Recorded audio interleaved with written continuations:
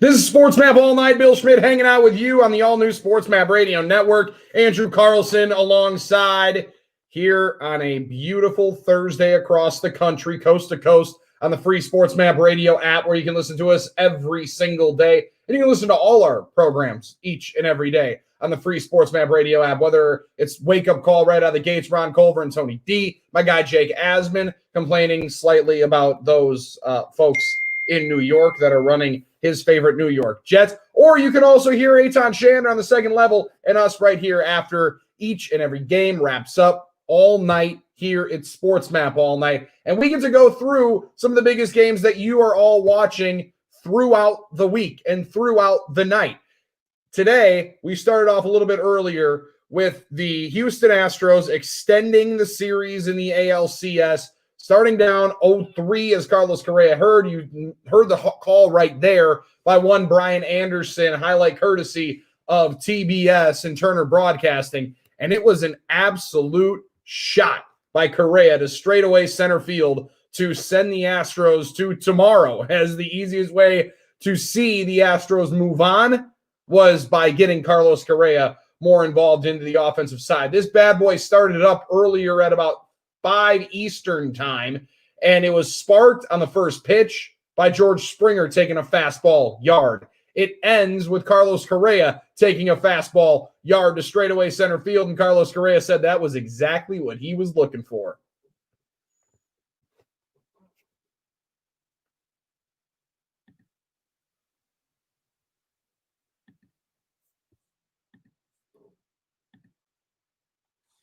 I absolutely understand why Carlos Correa was so jacked up. A pivotal moment in a series that continues to have an evolution to it. There's a different feel for this Astros-Rays series than you notice in different types of Major League Baseball playoff runs. When you're going 7 games in 7 days, you're going to have different strategy, right? You're going to have to manage the rest of your pitching staff in a different way. Very similar to what the Atlanta Braves, Andrew Carlson, had to do yesterday. You go out of the gates and you don't even grab a bat and your team's down double digits, right? Yesterday, the Dodgers started this game in the first inning by going up 11-0. There's a certain way you have to handle your staff if you are the Atlanta Braves, knowing, one, you have a 2-0 series lead and you got to play 7 games in 7 days. There hasn't been a clunker like this for the Astros or Rays. However, it's moment by moment, pitch by pitch, is sequence by sequence that we're watching and breaking down these games. For Dusty Baker, along with Kevin Cash on the other side, they've had to take some risks with their staff, knowing it feels like this thing's going to go closer to the distance than short. As you already reached game 6, you could tell that this thing, that the games were tighter than a 3-0 series indicated. To see the first 3 games and have the Rays be up 3-0, it felt like it was going to be more repeatable. There was going to be an opportunity for you to repeat the performance that the Astros had been putting on, getting guys into scoring position, and simply just not driving them in. I don't know what it was. It was 1 for 9, right, Andrew, in game number 3 with runners in scoring position, and it wasn't much better the first 2 nights. 34, goodness.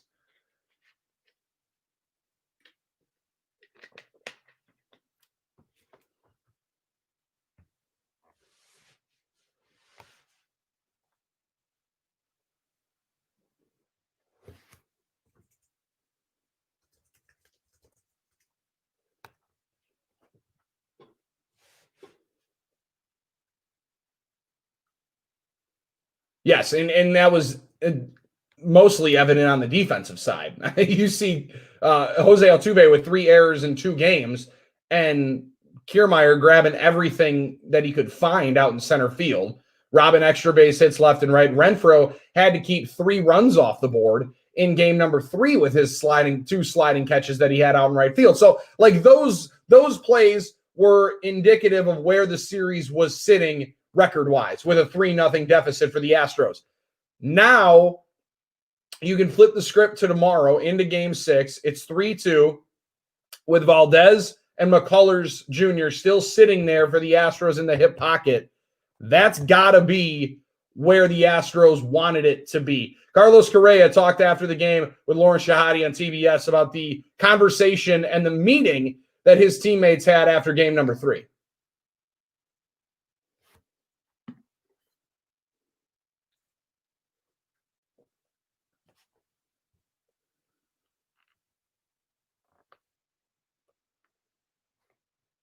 I understand that everything going into the season around and the circumstances around Carlos Correa can make him a less than desirable character for people to cheer from across the country, right? Is that the easiest way for me to state it, Andrew? Because I think you just listen to the guy and you watch him play, it's hard not to like him.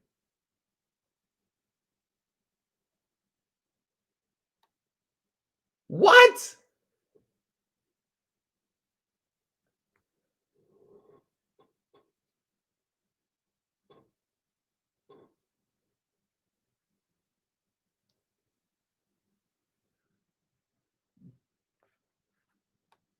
He does talk. He does let you know that he's very good. So would you like the way that I could only maybe compare him to somebody on a different sport, in a different sport, I should say. Like, are you saying more of like a Cam Newton where you know you're really, really good and you will let everybody know that you're really, really good? Well, that's true. Hey, I mean, the guy's got some swag. He proposed to his then girlfriend on the field after winning the World Series at somebody else's park. Maybe that's why Cody Bellinger hates him so much. Stole his moment, stole his proposal. Hey, I don't know. Just not saying, just saying. However, for Correa and the Astros, there was a bigger story with their third base coach, Gary Pettis, being in the stands. He was up in the owner's box after being sidelined by a diagnosis that just rocked the world of melanoma and being away from the team since September 15th. But Pettis was in the stands tonight, and you could see after the home run rounding third and heading for home after the celebration, there was a point and some love shown to Gary Pettis.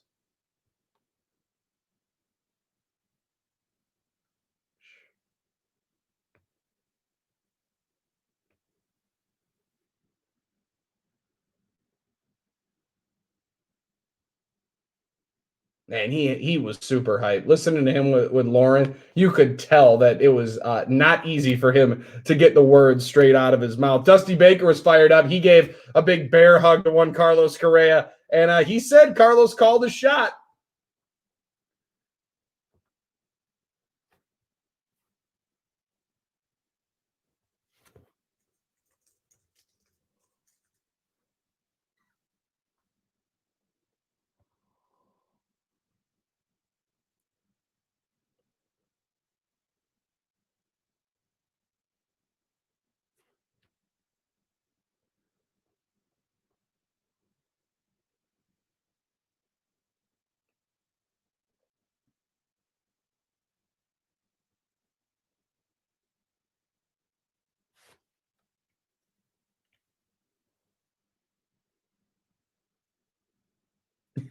I love that. Hey, the power of prayer can be a powerful thing, and also, the power of Carlos Correa can also be a pretty powerful thing. That's Dusty Baker, manager of the Houston Astros, after the game here tonight, as they extended to a game number 6, and a huge game was game number 5.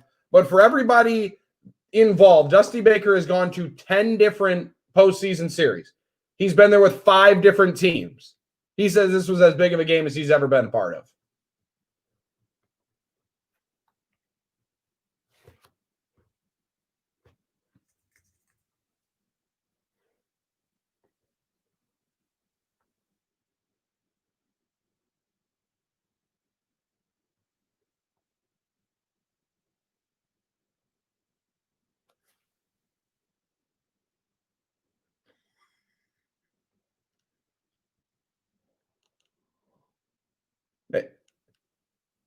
Hey, Dusty, we can all compare. I mean, I don't know, not a whole lot of birdies coming out of my golf bag, but when you hit one of those, it's the get you back shot, And Dusty Baker, man, he's gotten a couple of chances, a couple of bites at the apple, but still looking to get and hoist that commissioner's trophy for the first time as a manager.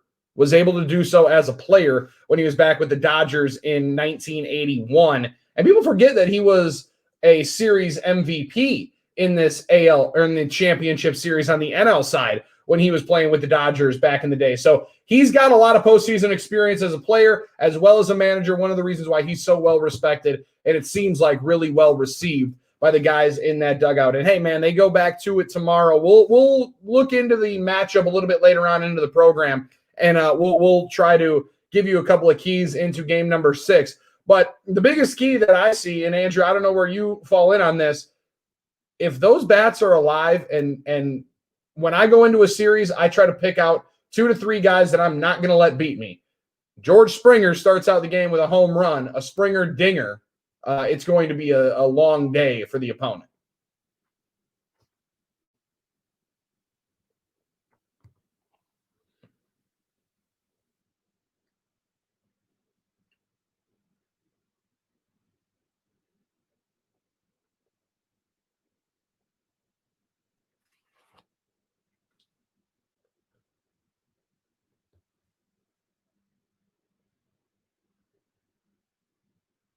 Yeah,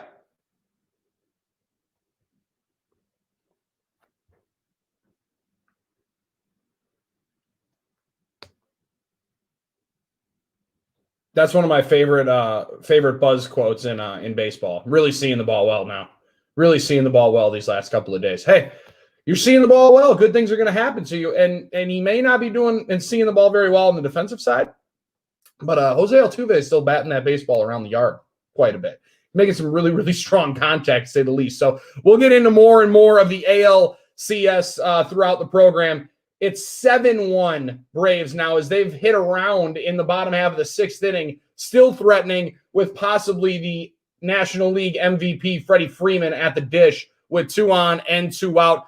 There is a shakeup in the AFC that does what for you? Le'Veon Bell is a Chief. We'll discuss next here on Sports Map All Night.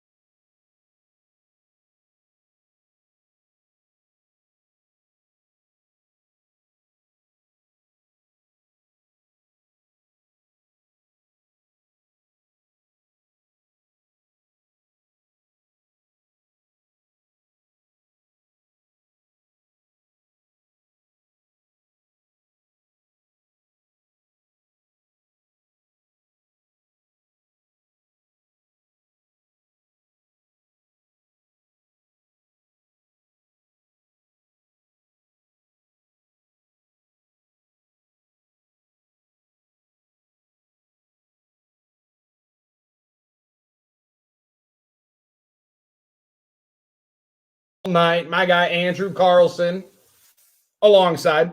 My name is Bill Schmidt. Hey, nice meeting you across the country on the free SportsMap radio app. StreamSportsMap.com are one of our fine local affiliates across the country.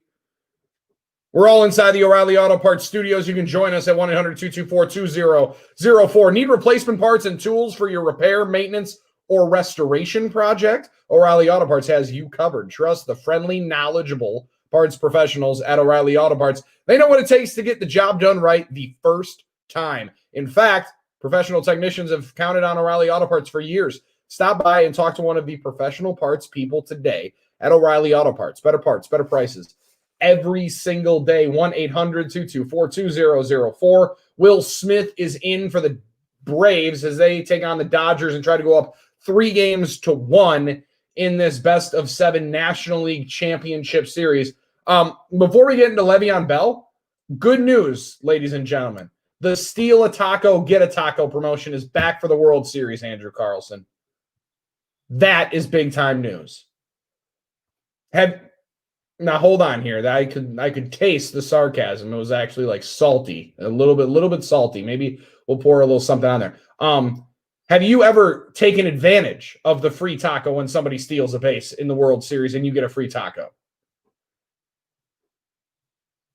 Oh, what? 10 plus years? Okay. I like it. I get the flex move. I like it. There's a lot of options that you tell me about. Now, being up north here, wherever you can pull in, you kind of have to take advantage of, and it's not a quick trip. Those are the gas stations of choice around here that essentially double as convenience stores and grocery stores. But the free taco promotion that they've done in the World Series is indeed back. I will take it upon everybody else to do the taco metrics here. You would want the Braves and Rays, I would say, to be in the World Series if you are concerned about getting that free taco, because those are the teams that are most likely going to steal bases in the World Series. Do you think my logic is flawed there, AC?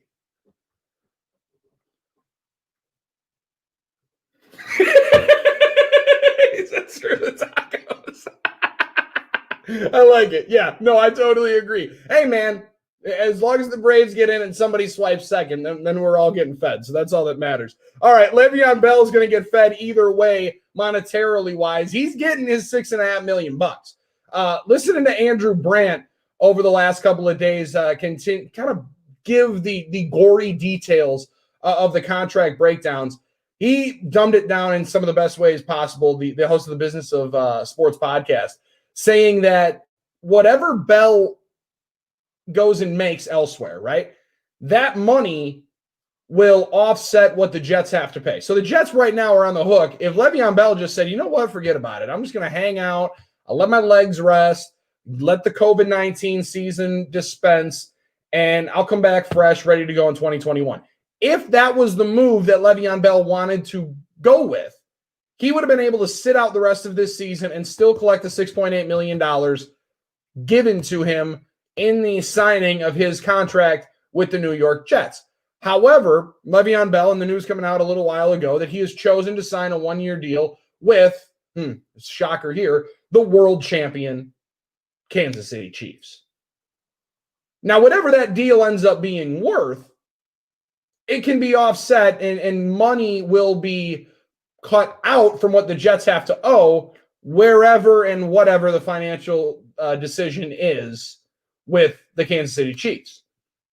This comes back to the somewhat clownish statement I felt like the Jets put out a couple of days ago by trying to let everybody know that they were looking actively to trade Le'Veon Bell. Well, no kidding. We understand that. There's a reason why, because your head coach doesn't like giving him the football for some reason. As that moves along and as that goes away, teams knew that we can get this guy at some point if he wants to play, right? If he wants to get back to the way that he had played in 2015 and so on and so forth. If he wants to get back onto the football field, has something to prove into free agency next year, we can get him at a much reduced price. they'll pay the rest of the money that we don't have to pony up for, and all's good, right? And there's really no harm, no foul. But for the Kansas City Chiefs, this move, the only person I think it really is going to upset is fantasy owners, because if you're a game planning defensive coordinator, right? Say you're Wink Martindale, who was none too pleased after this past weekend in the Cincinnati Bengals. Maybe we'll tell that story a little bit later on as well. If you're game planning to stop the Kansas City Chiefs, right? Clyde Edwards-Helaire, first-round pick, very, very good player. Looks to be a guy that's going to be a factor in this league for a while. Le'Veon Bell still jumps off the page, right? You are still going to have to account for what he can do in the run game and in the pass game.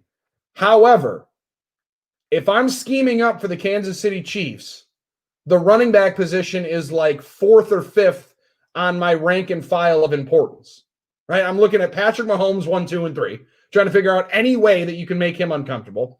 Then you got to slow down somehow, try to contain the deep shot to Tyreek Hill. Travis Kelce is either in front or right behind Hill in the level of importance. Then maybe you're going to, if Sammy Watkins is in the lineup, how do you slow down the guys on the outside that are going to be the adjunct wideouts that find holes, right? Nicole Hardman also is somebody that you have to account for. Then you're getting to the running back position, right? So when you're scheming up to try to slow down the Kansas City Chiefs offense, I don't think this is ultimately going to make or break how people game plan to slow down the Kansas City Chiefs, right? Does it make their offense markedly better?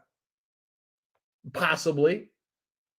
But if you were worried about the Kansas City Chiefs and slowing them down going into week number 3, there's no reason the addition of Le'Veon Bell is doing anything different.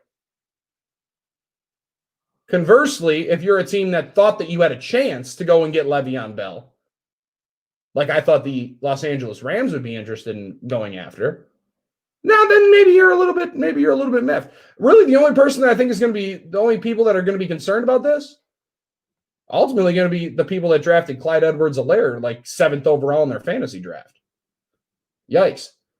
That play is going to get markedly reduced. But, Andrew, you last night were not all that sold that Le'Veon Bell has a ton left to give to an organization of meaning all-pro, Pro Bowl style play. Oh.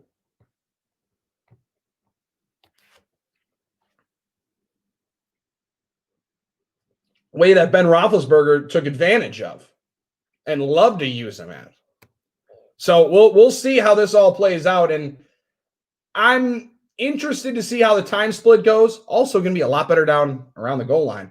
Let's talk some Tennessee Titans. From the Tennessean, Eric Bacharach joins us next here on Sports Map All Night. Keep it right here.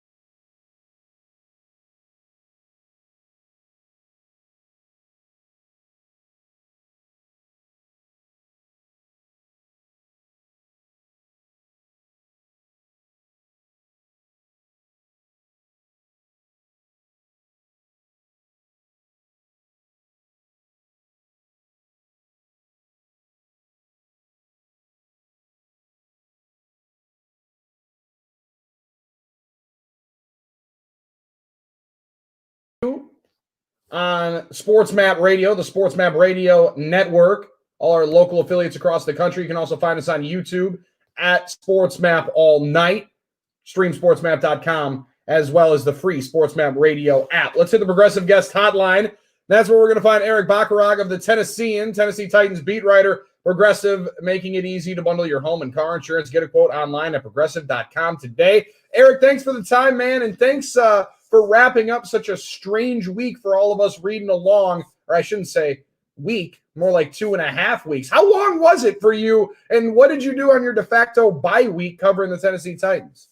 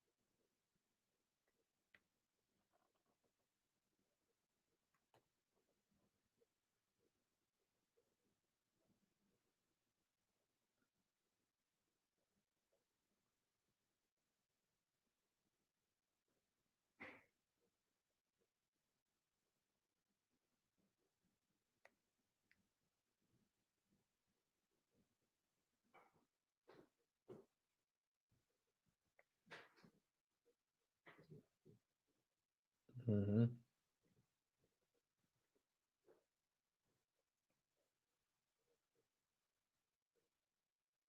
Oh yeah, they beat the brakes off of them, and they were able to do it with some defensive plays that has to enlighten and spark the head coach up. But Eric, I loved listening after the game, the little bit of all versus us mentality that they were taking in that locker room, and having some displeasure with how they were viewed and treated and shined a light on in the public eye. Were you a little bit taken aback by how upfront the players were by letting people know, and most specifically Ryan Tannehill, and saying that they were taking some offense to it?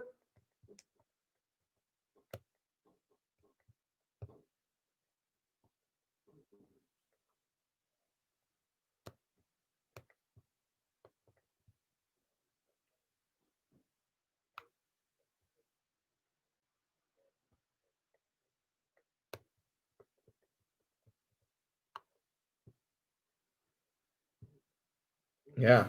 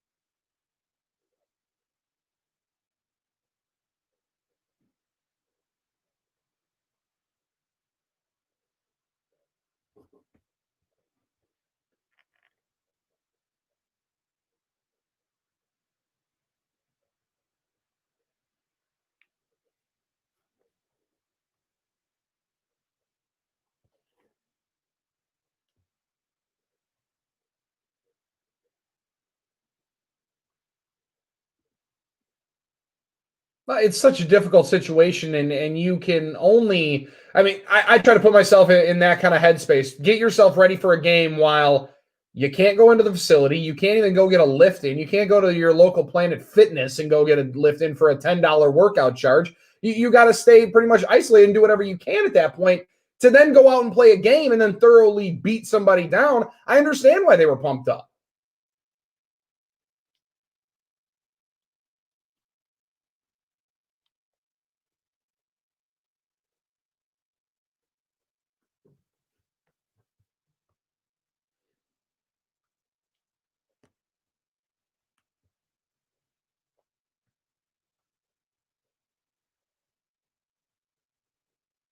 Mm-hmm.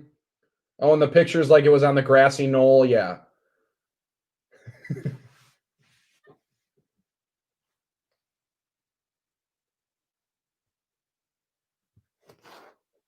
Mm-hmm.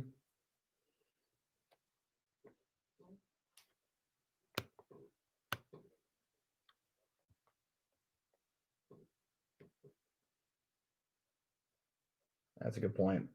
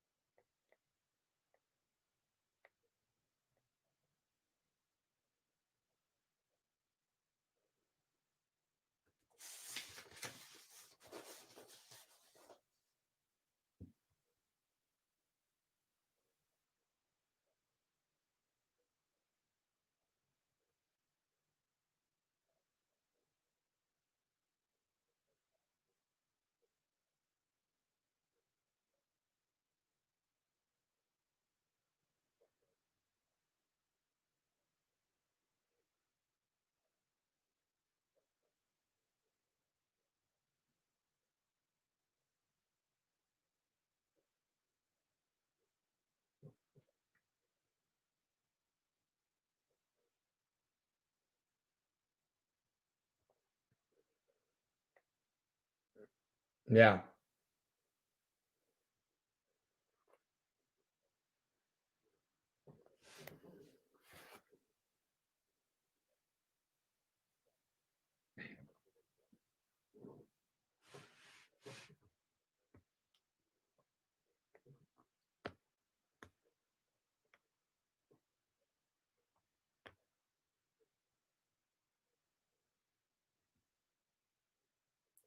Oh, they were clicking on all cylinders. Eric Baccarat joining us from the Tennessee and beat writer there for the Tennessee Titans. And Eric, I look at the organization. I think Mike Vrabel's soon to be Super Bowl winning head coach. I think he's that good at his job. I think he's that talented. And in this day and age, he seems to connect with players on a level that you have to connect with guys on in a different age of players, right? I mean, he's not that far removed from being in those big games, but when you're talking about the difference between 45 and 25 of where these guys are at, he relates really, really well. This is all from the outside. What about you seeing it day in and day out?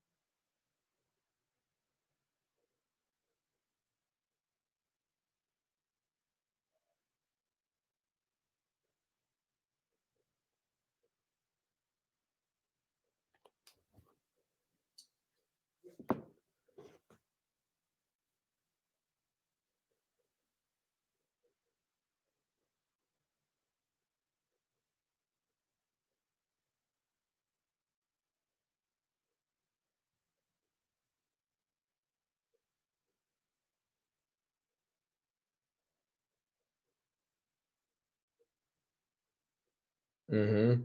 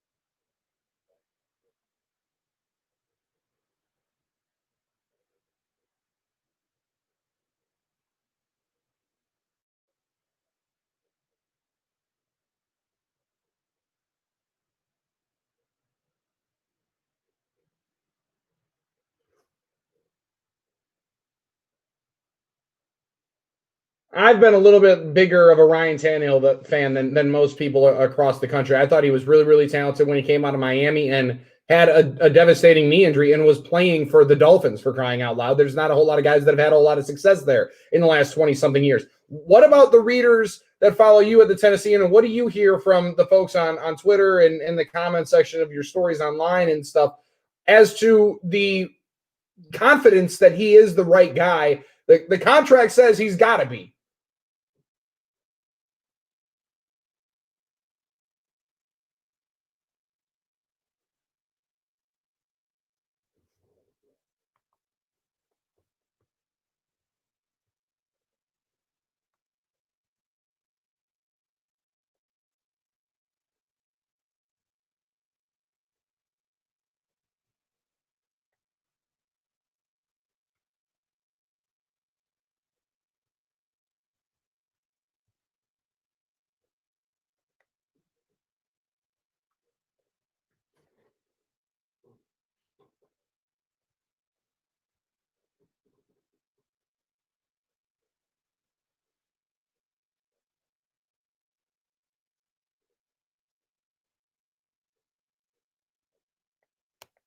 Mm-hmm.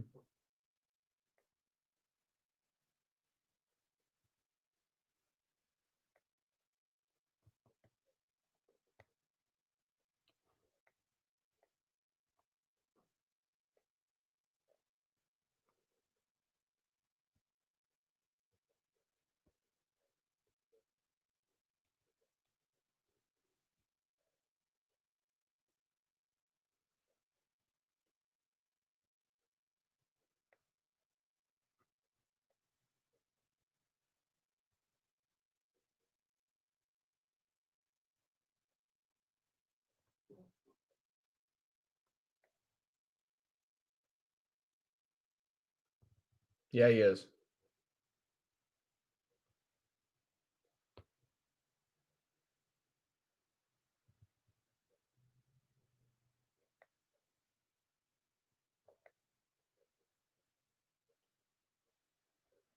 Quickly on the way out here, as we get ready for another team in the division with the Texans, you look ahead to the Steelers, and then the schedule kind of really opens up. We're going to have to keep the number, Eric, and I appreciate you jumping out with us. Hopefully we can do it again here soon. But the expectation has to be farther than just the AFC South, because I look around and it looks like the rest of those teams are just not very good at all.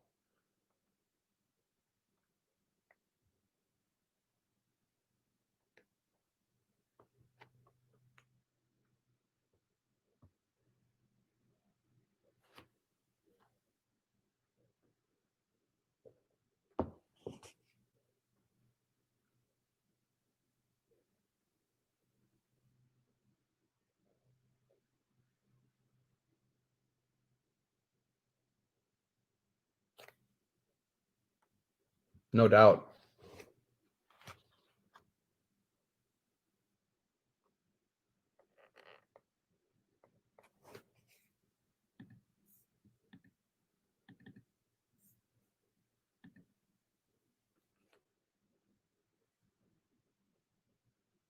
Eric, thanks, man. Really appreciate it. Hopefully, we can talk soon again, man. That was a really, really, really good conversation. Hope everybody's safe down by you, and you can start covering football each and every week, and no more of these Zapruder films as high school practices going on at schools. All right, thanks, man. Eric Bacharach joining us once again, guys, from the Tennessee and Tennessee Titans beat writer joins us here on the Progressive Guest Hotline, guys. Progressive, proud to honor our veterans by donating cars to move their lives forward, especially in times of need. Learn more about their Keys to Progress program and plans for 2020 at keystoprogress.com. Quote, buy and save on home insurance with Progressive's new Home Quote Explorer only at progressive.com. Dodgers making it interesting. We'll tell you how next on Sports Map All Night.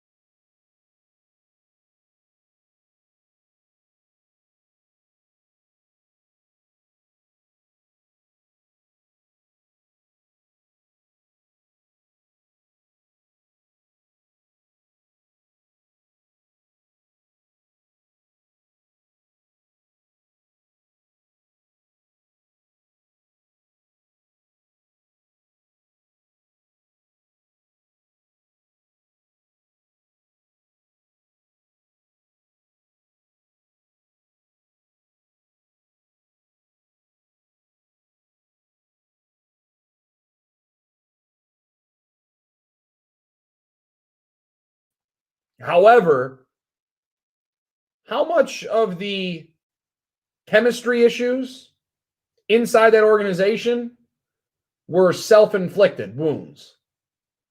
Get into that as we dive into this story that was just posted to The Athletic, as well as where does Tyronn Lue take the Clippers? And how much does that move the needle? We'll get into it next. It's Sports Map All Night. 1-800-224-2004. Hop aboard.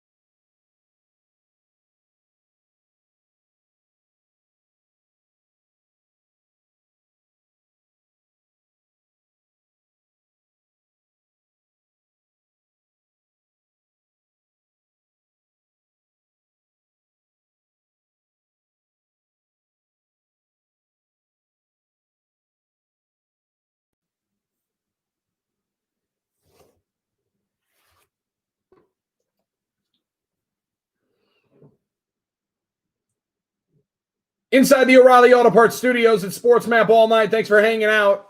Bill Schmid with you. Join us 1-800-224-2004. Does Tyronn Lue move the needle for LA Clippers fans across the country? And is he the right guy for the LA Clippers to fix the apparent mess that was going on inside that organization? They made the decision earlier on today, Steve Ballmer and associates owning and managing, I should say, governing the LA Clippers. Sorry, Andrew, I got to get that right. I get that right. It's not an owner of the team; it is the team governor in the NBA. Sorry, I had to make sure I had that locked in. But it appears from all reports and indications that Tyronn Lue was the guy that they wanted. He was kind of the first dude that they reached out to, and throughout the entire search, feels like Ty Lue was going to be the guy. It was going to come down to whether or not he took the gig or whether or not maybe he was the right guy for it and maybe who became available. However, this just coming down a little while ago in an article by The Athletic discussing the possible infighting that we saw or at least heard about, Andrew, really right after the team got eliminated, right? That was the first time I had really heard about the contention in that locker room, and that chemistry really wasn't all that great between the folks.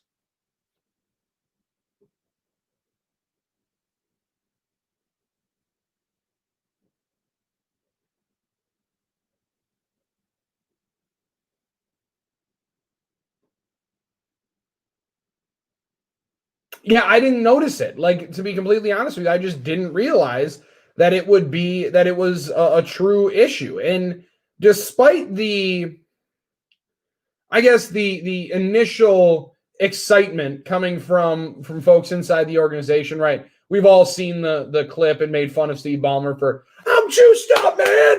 Come on, right? Where he's screaming at the press conference all jacked up.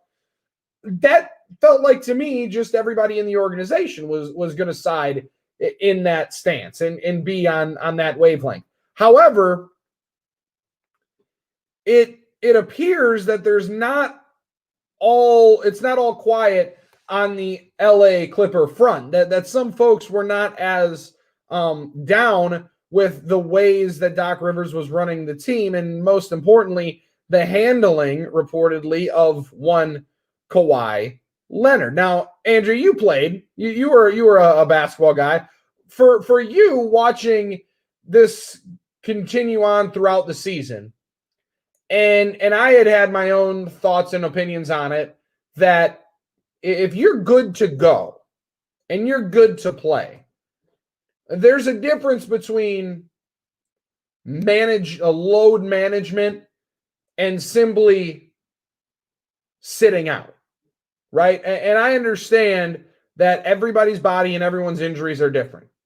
I do not know what doctors have told Kawhi Leonard and what his x-rays look like. I don't know what his MRIs are. And frankly, I'm not inclined to read MRIs. Like, I would be completely off base if I just said, oh yeah, no, that structurally looks good. But what I do know is that there's a rub with the guys you're playing with and you're working with and you're going to battle with each and every day if you're good to go at practice, but you're not good to go in the game. And at the end of the day, it's because we want to save you for the playoffs. Like, that's not going to jive with everybody. Oh, ding, ding, ding, ding, ding. Right? Andrew, and then he's making that kind of money? And people are saying he's the best player in the league? He's playing 55 games. So I'm not gonna knock the hustle, because I think it's pretty impressive to be able to do that.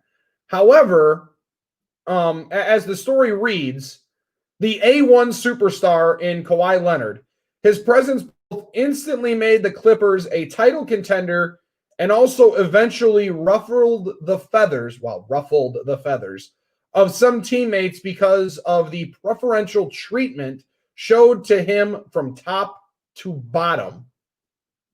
And this will make a lot more sense when the players named are here. Players like Patrick Beverley, Montrezl Harrell, and Lou Williams, Clipper bedrocks before the arrival of Kawhi Leonard and Paul George, bristled when Leonard was permitted to take games off to manage his body and to live in San Diego, which often led to him being late for team flights.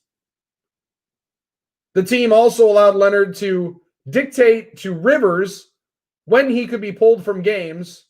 Among other things, Lou was on the bench for Rivers' coaching staff, but the Clippers were the Doc Rivers show, as the story at The Athletic continues to read. Those players that would be frustrated, that does not surprise me in the slightest. Andrew, those are self-made dudes. Those are players that made themselves the kind of money that they have in this league, the kind of position they have in this league because of energy, effort, and taking any minute, any seconds of play that they could and maximizing it. Those are guys that load management to them means spot start. I understand how that would ruffle feathers. I get how that would peeve dudes off. That would wear on me too. Especially when Lou Williams has won the Sixth Man of the Year award, 3 times? And then he hands it off to Montrezl Harrell. And that's a nice award, no doubt about it. But when I'm recognized as the bench dude, but I'm carrying the team for the nights that you can't go, that would definitely frustrate me. I completely understand that. Also, it makes a lot more sense to me, AC, as to why it went south so quickly once they hit the adversity of, oh, wait a second, these dudes are coming back on us. Right? Up 3-1, okay, it's all hunky-dory, we're going to be okay against the Denver Nuggets. And they were able to flirt with some disaster. You remember it was 2-2 in that Mavericks series, right? Luka hits the game winner, and people were riding the Mavs hype train at that point.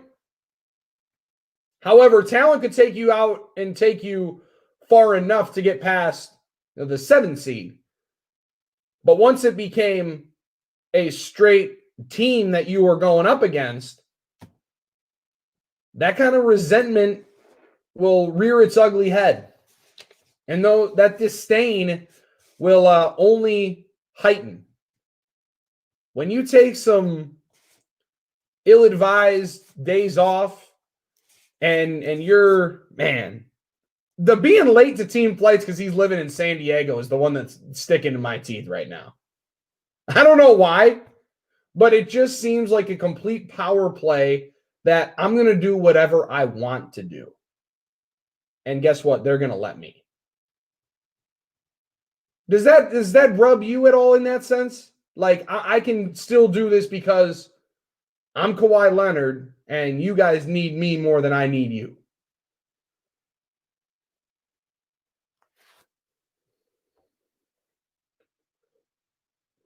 It's a great point. Great point.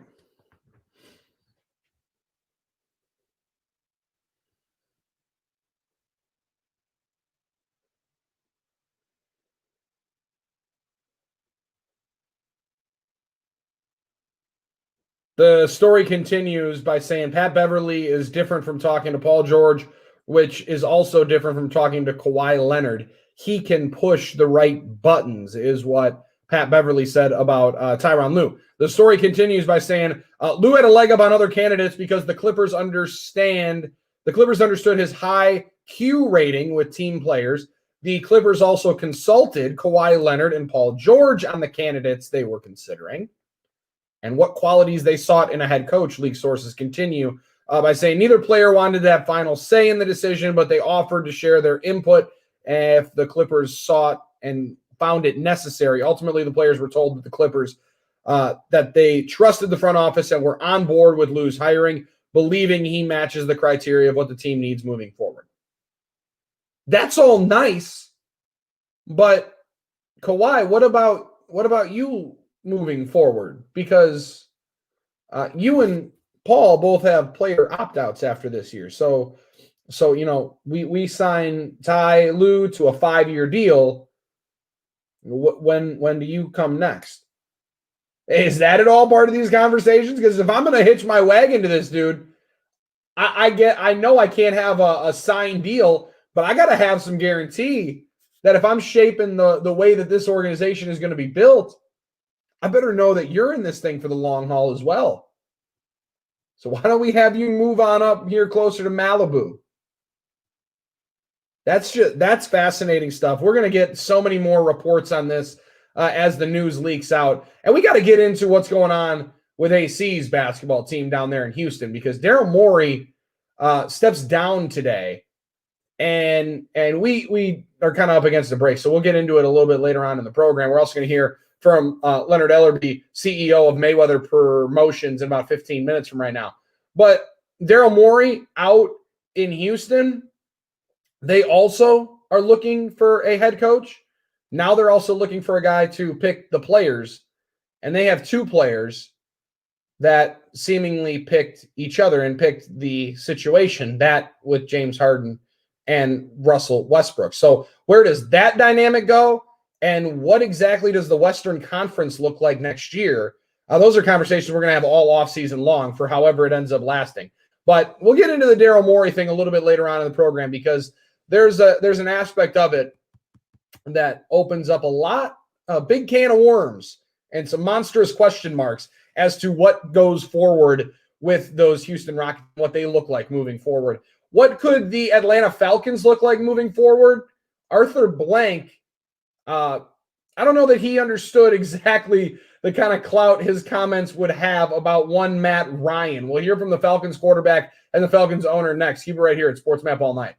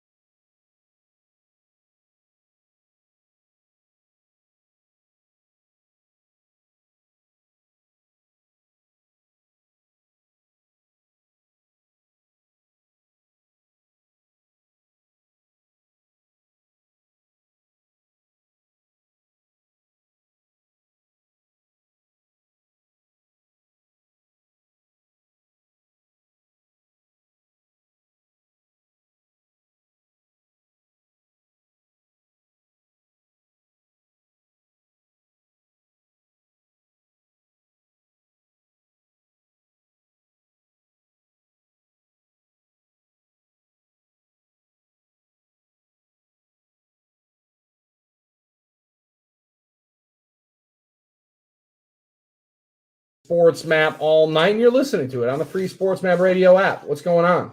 Sports Map Radio Network and our fine local affiliates across the country carry the program each and every night. But if you miss a word we say on this program, especially what Andrew Carlson's about to say a little bit later on about the Houston Rockets, you're not going to want to miss. But if you do, hey, we get it. It's late at night. Or maybe it's early in the morning for you if you're a third shifter. We appreciate all those on the night shift, working on the night moon. Inside the O'Reilly Auto Parts studios, we all do. Guys, don't let a bad battery leave you stranded. The professional parts people at O'Reilly Auto Parts can test your battery free of charge. If it needs to be replaced, O'Reilly Auto Parts can find the exact right battery for your car or truck at a guaranteed low price. Keep your car on the road by getting your battery tested for free at O'Reilly Auto Parts. Better parts, better prices every single day. 1-800-224-2004 if you want to join the conversation here tonight. Matt Ryan has always been one of the more, trying to put this very politely, been one of the quarterbacks that I've often thought was highly overrated. I've always believed that the hype and the nature in which he is covered bodes mostly because of where he was drafted. He's a good quarterback, don't get me wrong.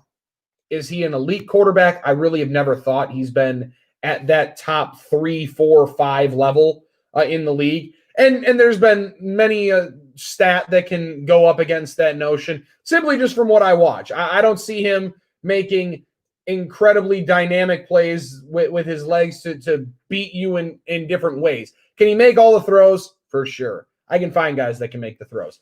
Once again, personal opinion. You can debate that at 1-800-224-2004. But I've always just felt like that there's always something better than a Matt Ryan. If you're looking across the league, I can find different quarterbacks that I'd rather have running my organization than Matt Ryan. And I think, frankly, to a man, people that have been running the organization there in Atlanta may have said the same thing. Arthur Blank just about did when he mentioned this about Matt Ryan post Dan Quinn firing.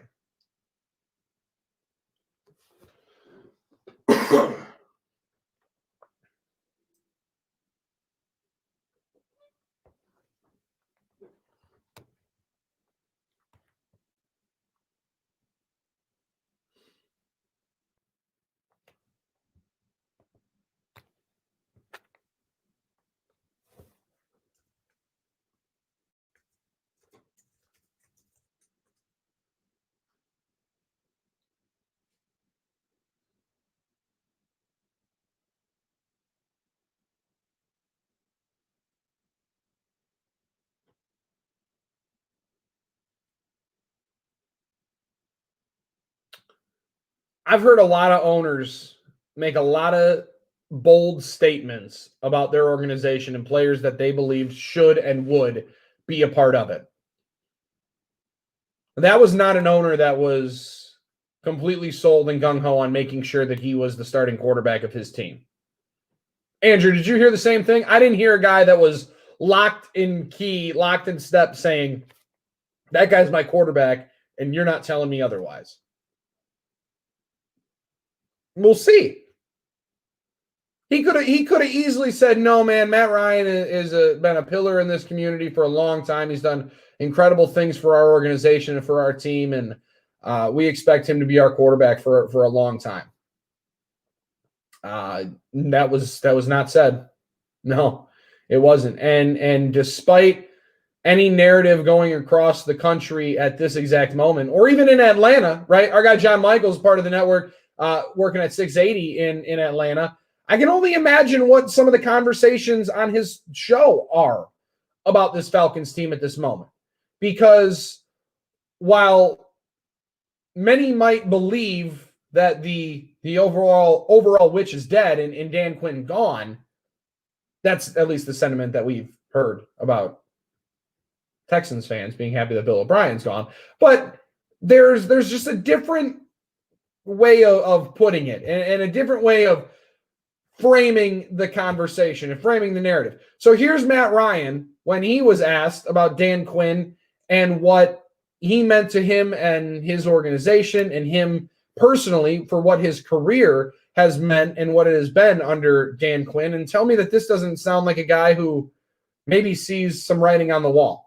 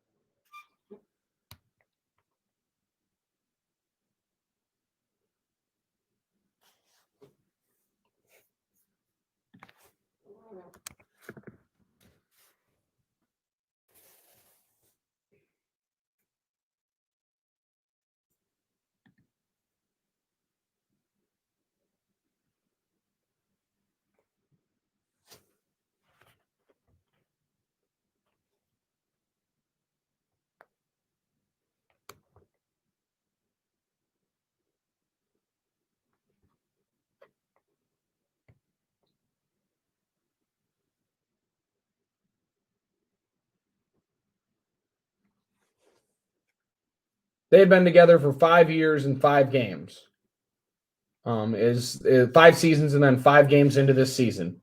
How long Dan Quinn was the head coach of that team? Andrew, you find it a little bit strange that the franchise quarterback, the all-time leading passer and the face of the organization found out with a stock email that the coach and general manager had been fired?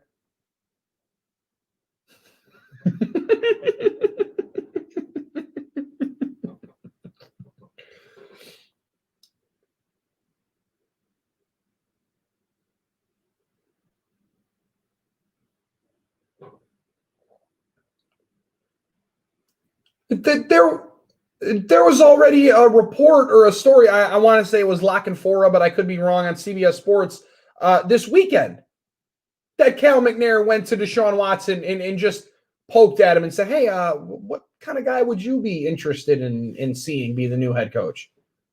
And shockingly, he said, "What about Eric Bieniemy? Because he's only the offensive coordinator of one of the most explosive offenses we've seen in the last 2 decades."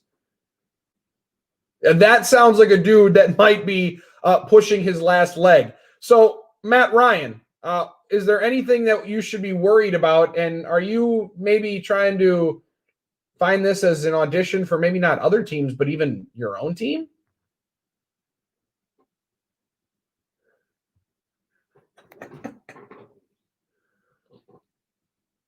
That's fine. Cut it earlier. Find a good spot and cut it.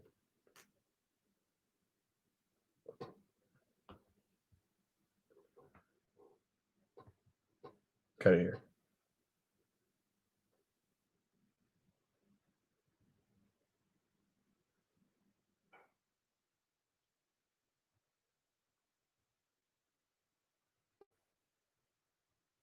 Yeah, no, they're not concerned, Matt. Sorry. That's not what they're worried about. They're not worried about how you guys are going to bounce back as an organization. They're not interested in where, Raheem Morris and how he's settling in as the defensive coordinator, now the interim head coach. No, they're worried about trying to get back into the race in the NFC North. And you might want to be worried about trying to find a place to play quarterback next year. The CEO of Mayweather Promotions, Leonard Ellerbe, is next. Keep it right here on Sports Map All Night, Sports Map Radio.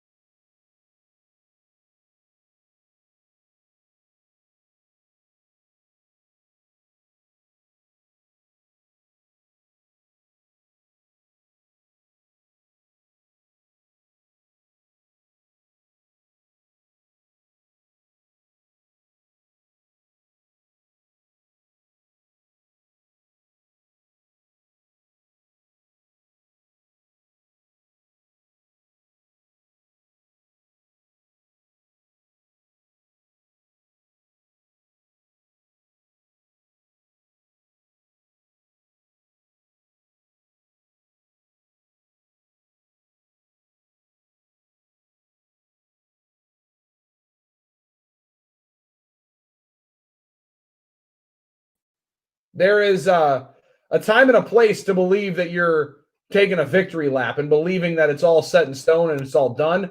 However, the Dodgers had to be feeling down 2-1. I understand in the series, you had to think the Dodgers believed all momentum was on their side going into tonight. Just putting up 15, scored 4 in game 2 in the 9th inning to make it a 1-run game, had the tying run on base.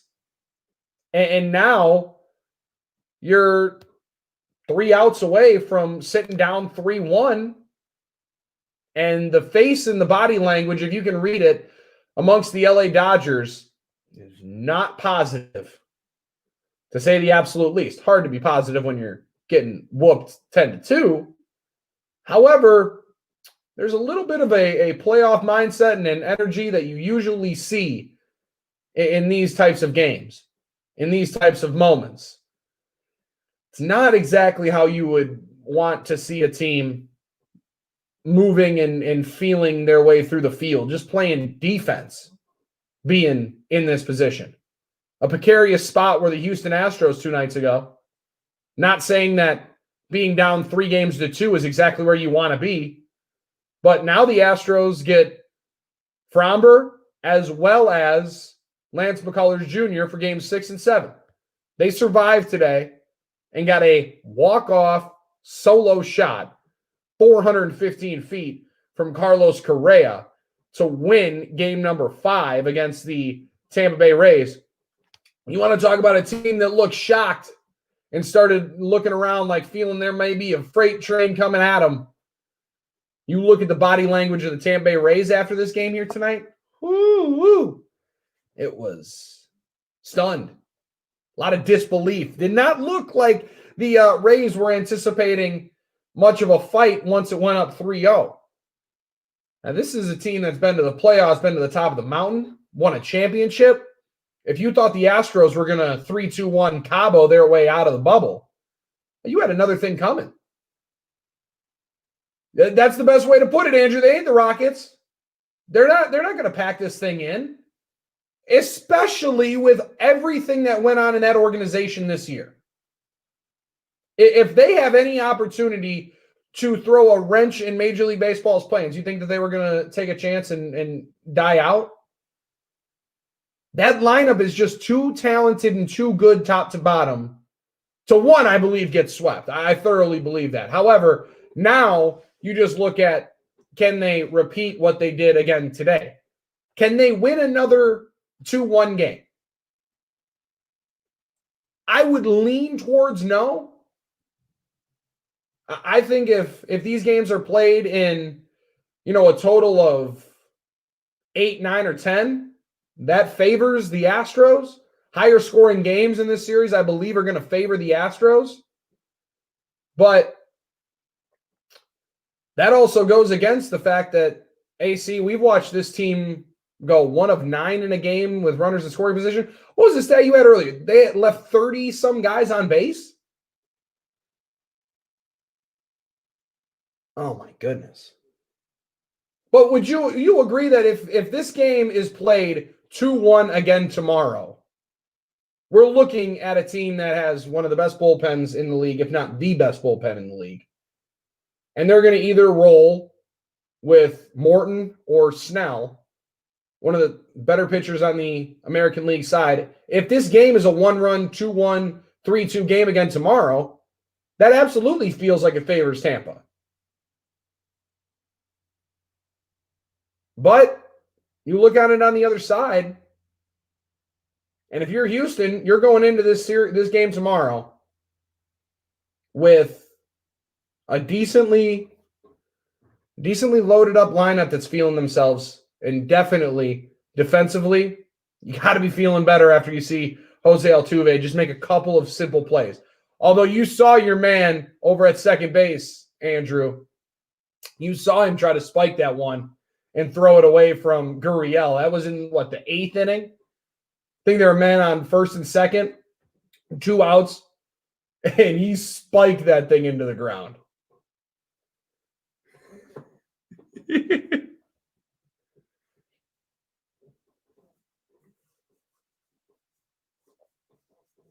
You're right.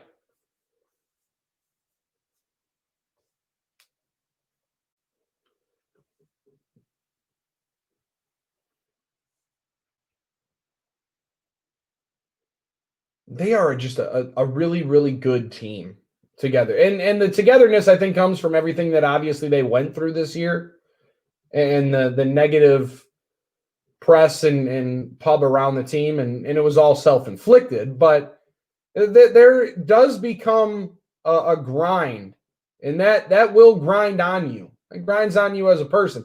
It feels like it's grinded on Jose Altuve more than anybody else. Like personally, it's felt like from, once again, bird's eye view, 2,000 miles away or whatever it is. It's felt like he's been affected more than others in the organization. Like it's hurt him more to have people question his talent, his purity in the game, if that's the right word. There's a lot of guys that, the old heads were just saying it was disrespectful to the game. I understand, but you also have to look at the talent on those teams. And this was where the frustration for me came with all the Astros nonsense over the offseason was, bro, look at the talent on that team already. You're going to tell me you needed to cheat? You're going to tell me you needed to do something different? You already were dominating the league. So while just in the pettiest way possible, I wanted to see, because if you've listened to this program for the last 6 weeks that we've been on the air, and I appreciate everybody that has. And if you're just checking us out, thanks for hanging out with us. You can find me on Twitter at Bill Schmid Radio. He's at Carlson Radio, Andrew Carlson. I wanted to see, and I, different than most across the country, my disdain is much more for the Los Angeles Dodgers than it is the Houston Astros. Probably on an island on that one. However, it's because the talent is going to speak for itself at some point, right? There's talent all over these teams. There's talent all up and down that LA Dodgers lineup. But you're going to hark back to somebody stole the ring from you, somebody stole the championship away from you. When I remember watching that Game 7, Andrew, and I can only imagine you were in a little bit different, how do I say this? You were in college at that point, right? You were in a definitely different headspace. Oh, yeah. Oh, yeah, you were in a definitely different headspace. But I do remember each team got 27 outs in that game, correct? And each team was using the same regulation bats and gloves because Cody, you went 0 for 4 and your team lost at home 5-1. And as I said that, literally as it came out of my mouth, Bellinger had an absolute drive to straightaway center, and I thought he just smacked a homer. As it's coming out of my mouth, and I'm going up against Cody and saying, you went 0 for 4 in that game, buddy. You remember that? I thought he had just went yard. And looks like he did too. Instead, it died at the fence, and Bellinger put his hands up in the air like, are you serious? That really didn't get out? Cody Bellinger's rocking a little bit of a Springsteen look with that lettuce on top. Am I dating myself, Andrew? With the Springsteen reference? Okay. I was just making sure.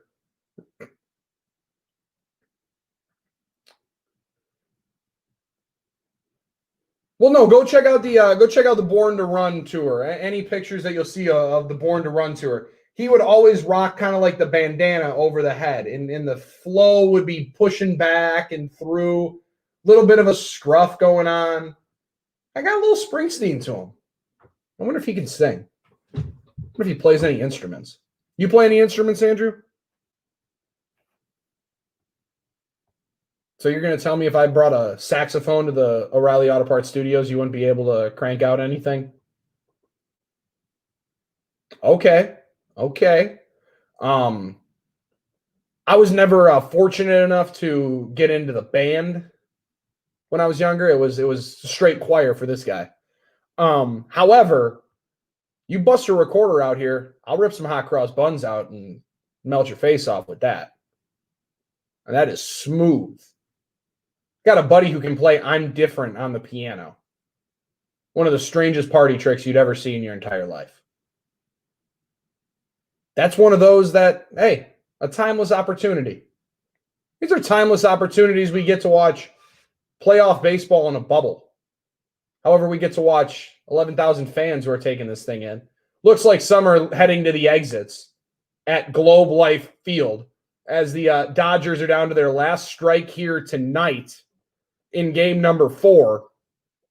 And as it will go final here just now, with the Braves going up 3-1 in this best of 7 series. They beat the Dodgers tonight 10-2. Teams up 3-1 in a best of 7. In Major League Baseball postseason history are 74-13.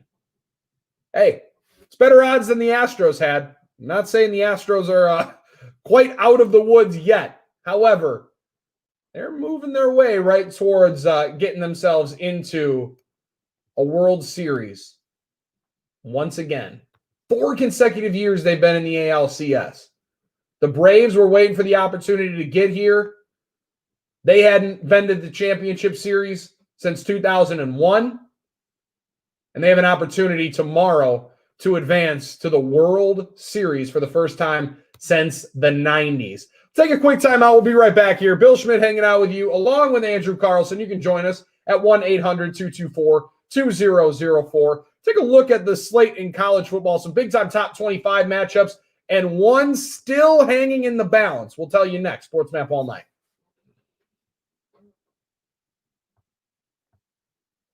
No, not you.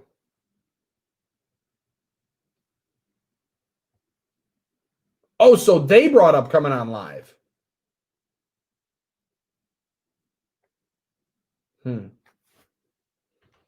Wow. Yeah, it is. Yeah, you're exactly right. It is what it is.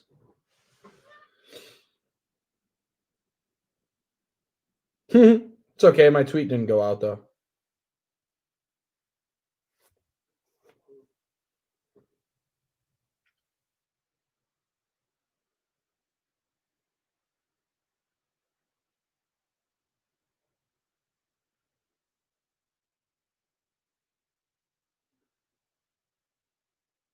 Yeah. Yeah, we'll still promote the fight.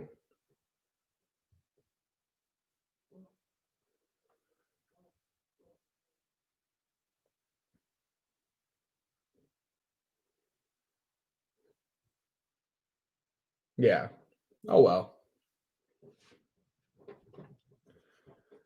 I'll tell you this, bro. That's not going to make or break what this show sounds like.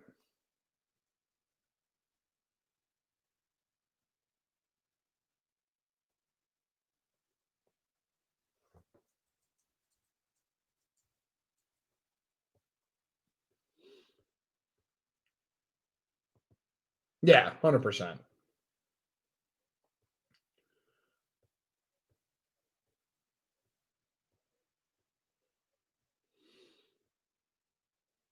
I never thought I would be so free. All right. Going along on a wish and a prayer. Used to take that Chattanooga freight. A couple of kids in the Chevrolet. Going on a battle across town.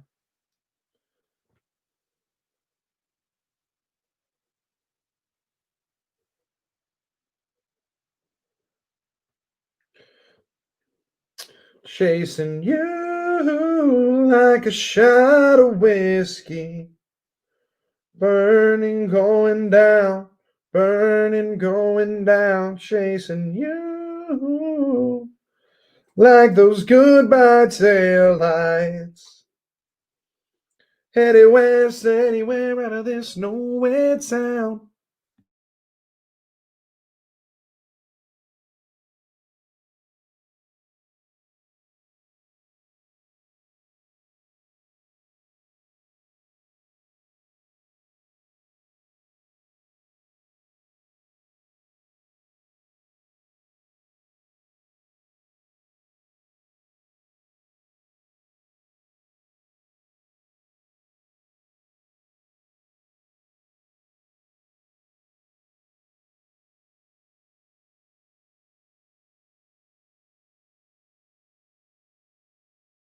Here with you on Sports Map all night. The folks on YouTube are just treated to a little show that I did here in the break. Andrew Carlson was holding out on me this last 6 weeks. You guys know that this man can sing, and just sang for me yesterday for the first time. I hope that doesn't sit very well with you, Andrew. I just hope you know that. You're fine. You're fine with that. You're fine holding out on a beautiful gift that you have that you're just not sharing with everybody. You have a gorgeous gift and you are just throwing it away. You're wasting it.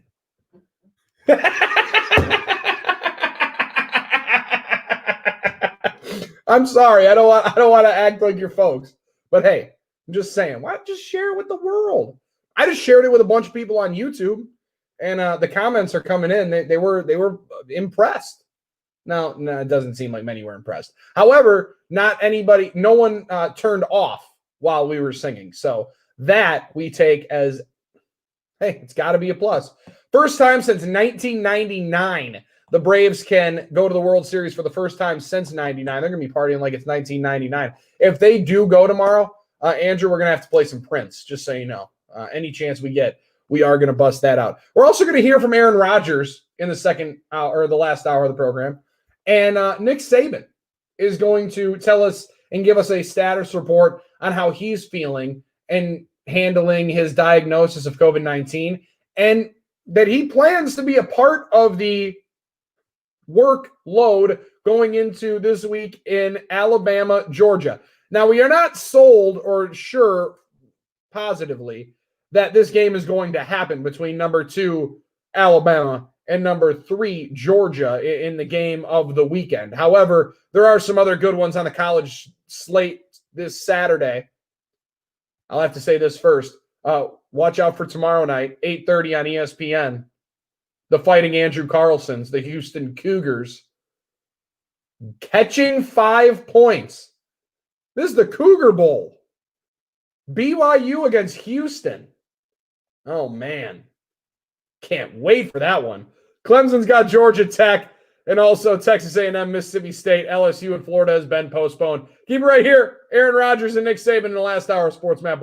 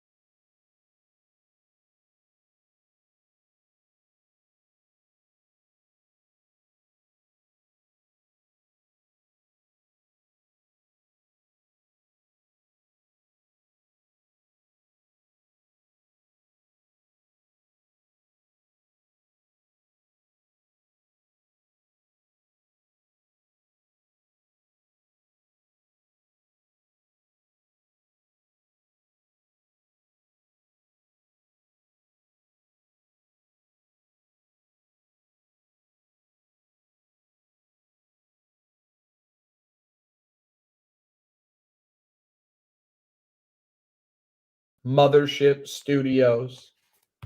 We're all inside the O'Reilly Auto Parts Studios, however, so you already know where you can find us. StreamSportsMap.com, the free SportsMap Radio app, as well as we're on YouTube. SportsMap All Night with Bill Schmidt is how you find us on YouTube and find the live streams of the programs each and every night. Modifications and changes coming every single night, bigger and better each and every time we crack these microphones. And we're going to hear from Aaron Rodgers this hour of the program. We're also going to hear from Nick Saban this hour of the program, and possibly hear from the Atlanta Braves, as the Braves right now are they're one game away from going to the World Series for the first time since '99. And they're also this close to dethroning one more time the LA Dodgers, which I personally would enjoy very, very much. I enjoy watching teams that, one, have the highest payrolls in the league go down. I also like seeing teams that oftentimes when things go poorly for their organization, that they like to put the onus and blame on other entities. So one of the also reasons why I am not the biggest fan of the New Orleans Saints. I've not been a big Sean Payton fan for quite some time because they're the ones that will find reasons why everybody else keeps them out of the Super Bowl. And the Dodgers will have some way of spinning this as to why they were not included in the World Series. If indeed, either tomorrow in game number 5, the next day in game number 6, or the next day on Saturday in game number 7, the Braves can't get this thing done. However, we also have game number 6 coming up tomorrow after Carlos Correa goes Yahtzee, solo shot, bottom of the 9th inning, walk-off homer, forcing a game number 6 in the ALCS. Brady and Rodgers has only happened 2 times before. Matchup number 3 is this weekend. We'll hear from Aaron Rodgers ahead of the big game on SportsMap All Night next.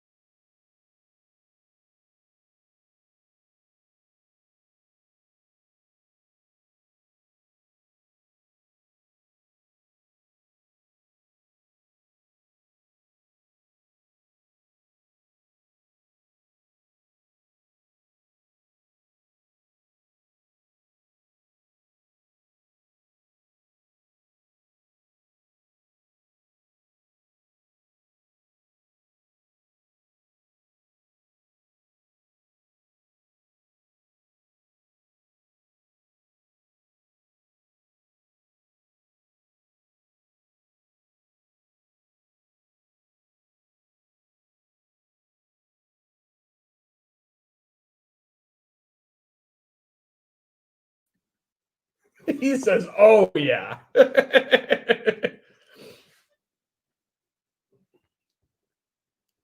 Ooh, for the third time ever. Just the third time. Aaron Rodgers is going to go up against Tom Brady this weekend. Tampa Bay Buccaneers opposite the Green Bay Packers. That's the team that Andrew Carlson and I, Bill Schmidt, each had as the number one team in our power rankings. Also finding out that wasn't as much of a hot take as some people thought, Andrew, because seemingly right after you and I did top five, bottom five on Tuesday, everybody comes out with their power rankings. And, across the board, man, pretty much everybody's siding and maybe just copying where you and I were at. But it feels like close to a consensus that Green Bay is 1 or 2 in the National Football League right now. Understandably so. They got one of the most potent offenses you're seeing. Rodgers is playing as well as he ever has. And the weapons around that offense are not eye-popping, right? No one's going to be all excited to watch Marquez Valdes-Scantling run a go route. Nobody really knows who Bob Tonyan is before his 3-touchdown game last week on Monday Night Football, 2 weeks ago on Monday Night Football now with the bye. And, Aaron Jones, for I think the majority of football fans across the league, is a good player. Not many people are really looking at him and saying, oh, that is a game-wrecking, game-changing, elusive, top-of-the-line back in the league. However, the numbers, say he is. Tom Brady has a crazy nice staple of weapons, right? If Godwin can get back into the lineup, we already know what Mike Evans and him have going on, the friendship bond they have grooving. Looks like Gronk is slowly but surely starting to get himself a little bit more entrenched in that passing game there in Tampa. O.J. Howard down, so you got to think that Gronk's targets at that tight end spot will kind of start going up. They got good weapons there in Tampa Bay. Packers offense maybe doesn't look as sexy on paper, but Aaron Rodgers says that's okay because the way football goes, I play Tom's defense and he plays our defense.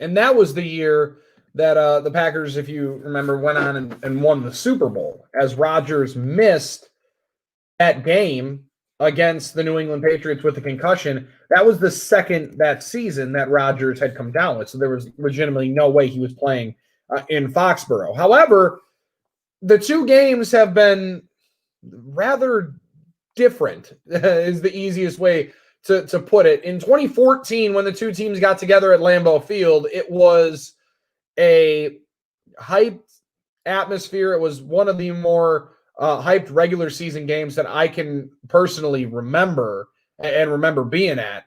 And the Packers win 26-21. Jordy Nelson had one of those classic slant routes where he ended up running for 45 yards down the field and sneaking into the corner of the end zone before Brandon Browner poked the ball out of the end zone. And the Packers ended up going on and winning that game. 2018 was the other time the two teams got together. In that one, it was a win for the New England Patriots back in 2018, a game that saw a Patriot win as well as not necessarily the best performance from one Aaron Charles Rodgers. That made the Pats 7-2, and it was a 31-17 victory for New England.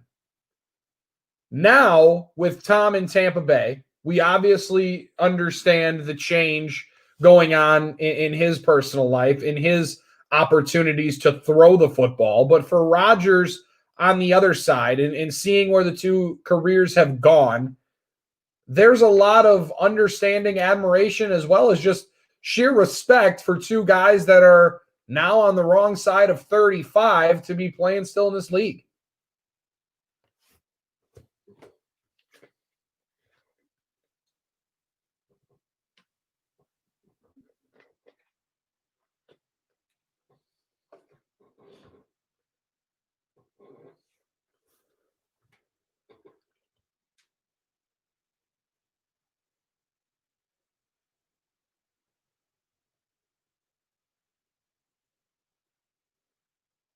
And also just being an old guy, right? Like Rodgers now 36, Brady's sitting at 43, which is just ridiculous to think that he's still playing at this level at that age. However, for Rodgers, a guy that's been very adamant saying that he wants to play well into his 40s. He believes that he'll be able to play another 5, 6, 7 years. Will it be with Green Bay? After the April draft, that looks very bleak. The opportunity there doesn't look like it's going to stay. However, it's not just the two quarterbacks going up against each other. It's Matt LaFleur, who's on one end of the spectrum, a young 40-year-old coach who right now is 19-4 as a head coach in the National Football League, up against Bruce Arians, who paid his dues working with Ben Roethlisberger, Peyton Manning. He's been around Carson Palmer. He's been around all these great quarterbacks, Kurt Warner. And now with Tom at this stage in his career, as well as the stage in Bruce's career, he sees these two guys not as relics or flashes in the pan, but he thinks the veteran all-time great quarterback lasting into his 40s is going to be somewhat more of the norm.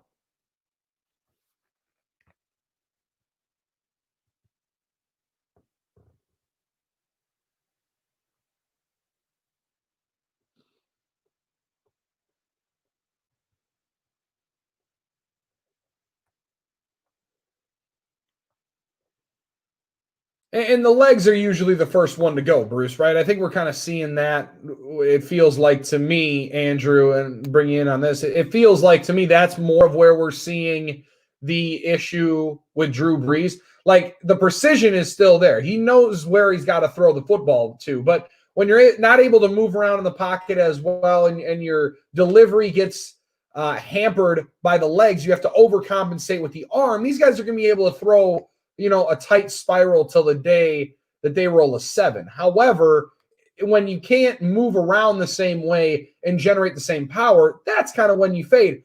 Brady and Rodgers, that hasn't seemed to really slow those two dudes down yet.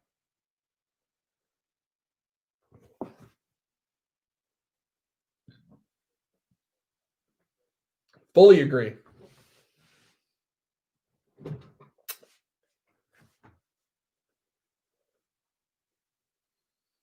And I got to be honest with you, dude. The Rodgers season is so, I don't want to say surprising to me because I've believed that he's still the great all-time great quarterback and all-time great talent, that we've watched for numerous years. Despite the lack of top flight numbers that he put up in the last couple of years. And the conversations and the comment of saying, my down years are career years for other guys. Some people thought that was, braggadocious. Some people thought that it was him being defensive. Hell yeah, it was him being defensive. One of the all-time greats, he had a interception to touchdown ratio of 26-4 and 25-2. The most interceptions the dude has thrown in his career were 13. The first time he started a full season. It took him 3 seasons to throw 12 in the last 3 seasons. I mean, like those are crazy numbers to even fathom. And one of those years, the cat had a knee injury that really nobody wanted to report. And after the season, there was a fracture in a bone in his knee, a non-displaced, but still a fracture in his knee. Those are injuries that you just don't pop right back from. 2 broken collarbones the guy's got on him. Also had a ACL injury when he was in high school. So like that body has definitely gone through some stuff, and you could understand a slight decline in the skill set. But when the knowledge is still there and the czar style playmaking ability of knowing the exact right moments to get rid of the football and the exact right players to get the football to, that hasn't changed. And being able to take care of the football is one thing that they've stressed up in Green Bay for the last year and some change that Matt LaFleur has been there. And it has worked out glowingly because if there's one tangible number and stat that always leads to W's, it's turnover ratio. sacks, sacks, touchdowns, rushing yards, passing yards, attempts, whatever. Turnover ratio is the number 1, 2, and 3 most important stat in this league. And when you don't turn the football over and you don't give the other guy extra possessions, that's when you're cooking with gas and you got a chance to do something special. So when I hear, Brady and Rodgers each saying, well, I'm playing, Tampa Bay's defense and Tom's playing the Packers defense, now, that may be true. But just remember, every time that you lose to that defense, it means that guy on the other side is getting an unanswered opportunity. And those, few and far between, I can only imagine on Sunday. I think there's going to be a lot of points in that game. I think it is going to be one of the more entertaining games we see all year long. It's the Buck and Aikman Spectacular on Fox. Joe Buck's about to go do the NLCS game again tomorrow night. And then my man's going to be in Tampa Bay doing the game reportedly with Aikman on Sunday. But Andrew, I was just wondering about this because usually when Joe Buck would go to do the World Series, you know who would fill in, right? Your boy Tom Brenneman. That was my response too. I can't think that one's going to happen. That's most likely not going to go. But also, Kevin Burkhardt, I think, is fantastic as well there with the Fox group. He's going to be doing the studio stuff for the World Series. So I'm surprised and going to be somewhat bewildered as to who they end up picking. My vote, Kevin Kugler. Voice on Westwood One of Sunday Night Football, or Thursday Night Football, I should say. He also does games already on Fox. He's spectacular. That's who I would pick. But hey, to each his own. Let's talk about Game 6 in the ALCS and hear maybe a little bit from the Atlanta Braves, as they're now one game away from the World Series for the first time since 1999. Ooh, they're going to be partying like it's 1999 if they get a win tomorrow against the LA Dodgers. Come on back. We're going to hear from Nick Saban in 15 minutes on Sports Map All Night. I'm trying to make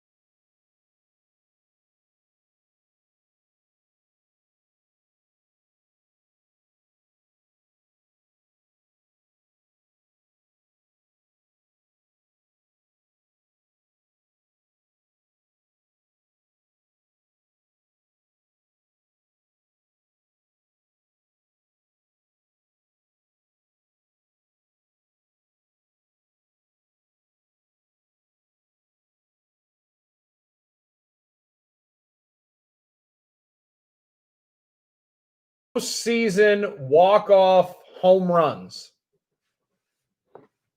There's 3 guys in MLB history that have done it.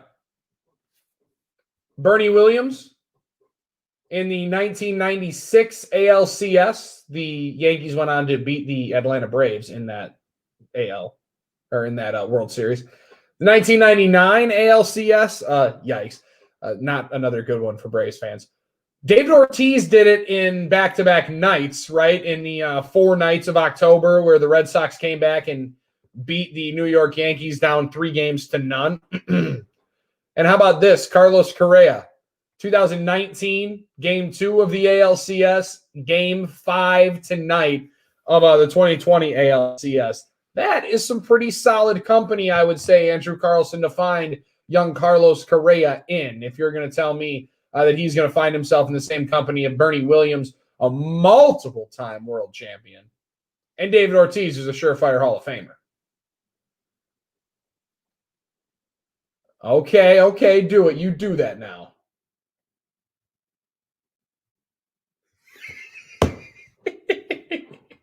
No talent whatsoever.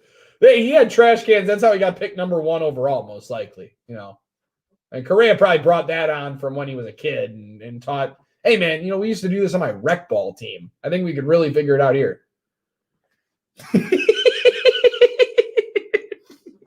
They got trash cans in Puerto Rico. They do. They could have been doing it. Could you imagine seeing that at a youth baseball game? All of a sudden you hear the kids, hey, oh, it's a curveball. Got it. If anybody is that worried about a youth baseball game, then you got some serious problems. And there are some coaches out there that would be into stealing signs in a youth baseball game. However, let's talk about the guys that get paid to play. Dusty Baker's group is going to get Valdez going up against Snell tomorrow in game number 6. Is this the matchup that you are most confident in, Andrew Carlson?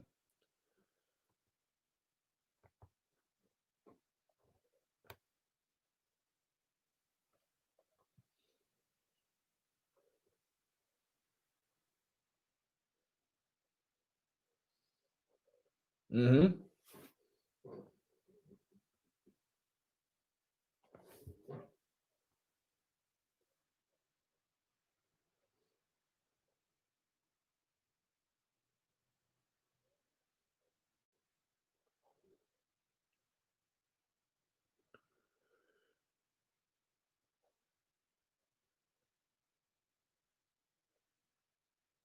Absolutely.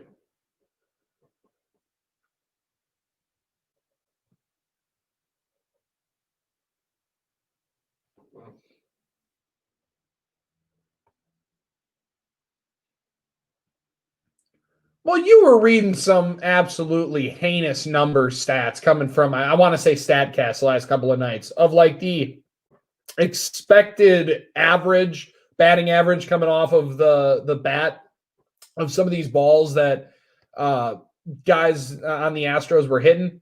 I mean, there were some ridiculous numbers like 600, 800, 630, and they were just hitting it right at guys. And as bad as that sounds in baseball, sometimes that's just how it rolls, right? And for you to continue to put those kinds of good swings on the baseball, they've been putting good swings on the pill each and every night here in this ALCS.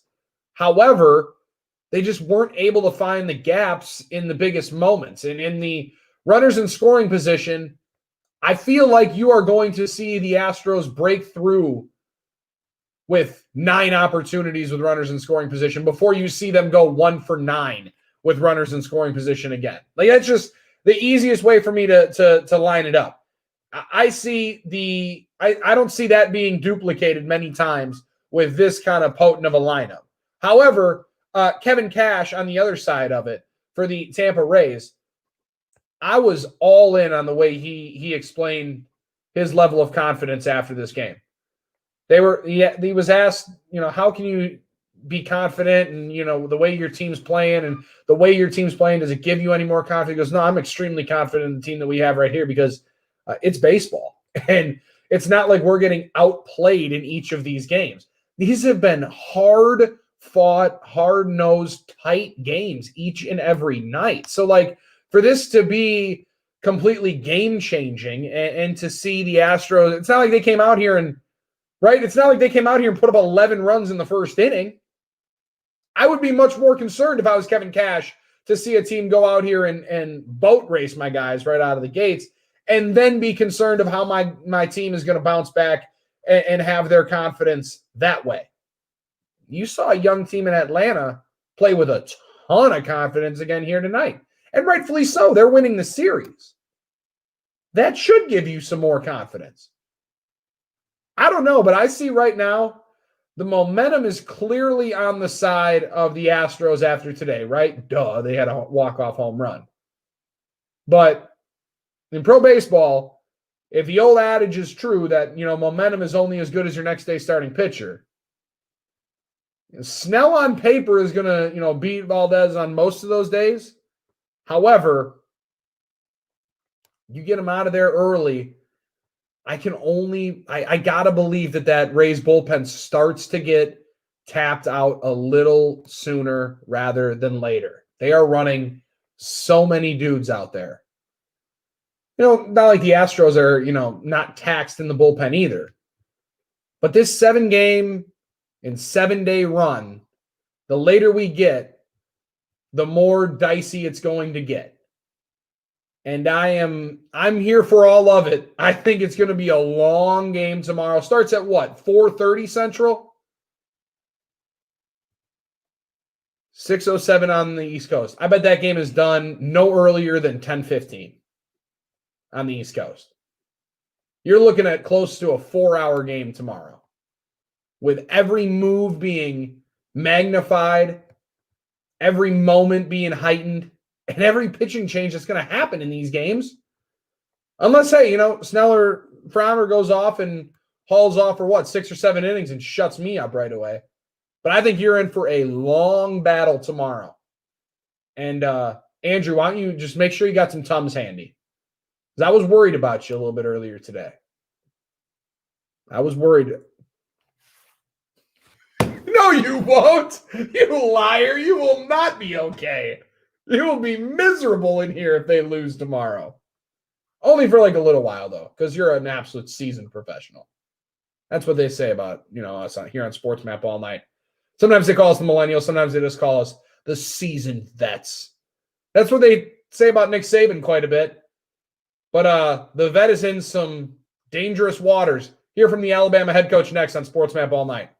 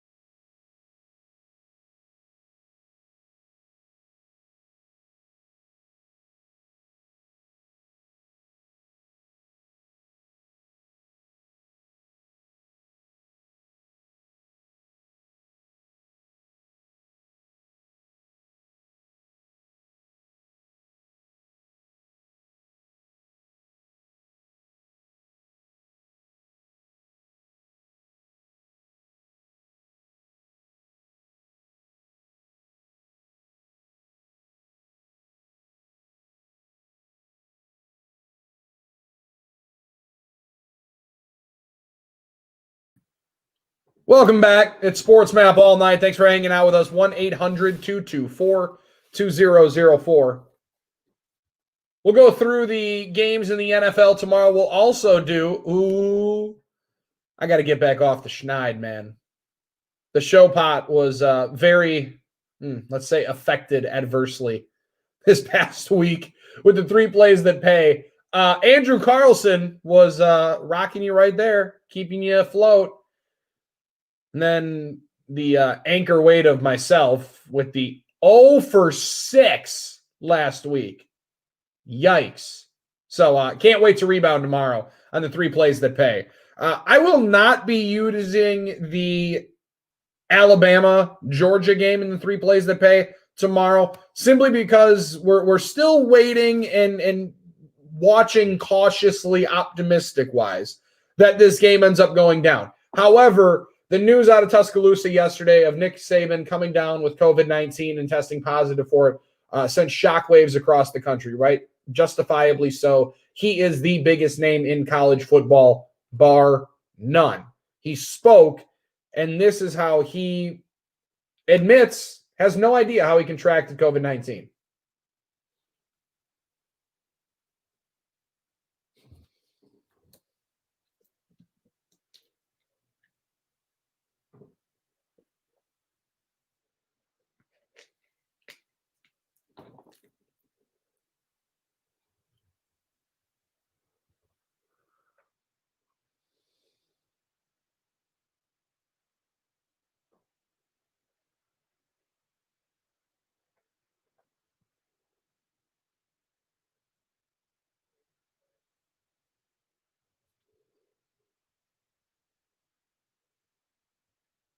Man, that's the toughest part about it. And having to answer that if you're Nick Saban, no one knows. I mean, we're in a pandemic. Like, that's the toughest part about this. People are going to test positive, and I know it sounds like a somewhat cavalier mindset towards it. Like, people are going to test positive, but we always want to find it feels like we always want to find like a smoking gun, right?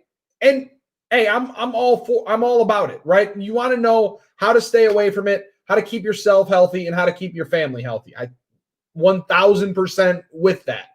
However, this rush to say, oh, well, it was, he went to Walmart and got groceries and didn't have a mask on. We want it to be that clean cut as to why it's happening. However, if anything has been proven over the last, 6-7 months, you simply just don't know. And you don't know exactly when or how or who is bringing you in contact with it. So Nick Saban, though, continues on by saying, man, he's not worried about himself. It's worried about the players. But, coach, there does have to become somewhat of a concern, for your family at, no spring chicken anymore, Coach Saban. We got to.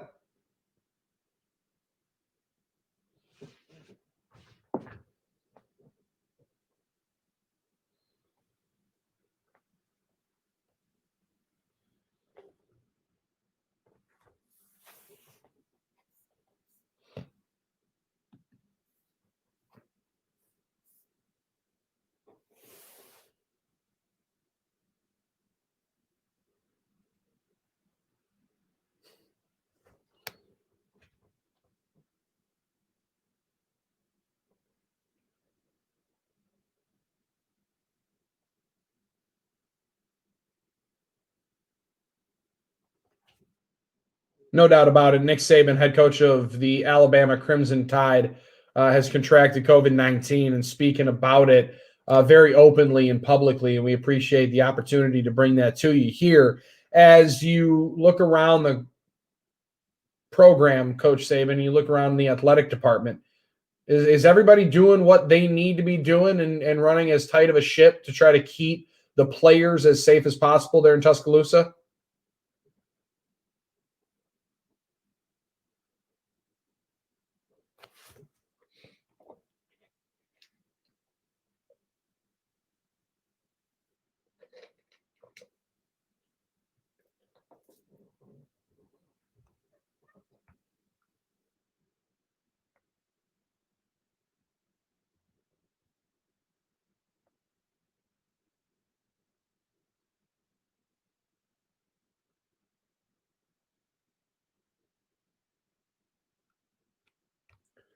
And it's easier said than done. I think that's the easiest way to discuss it.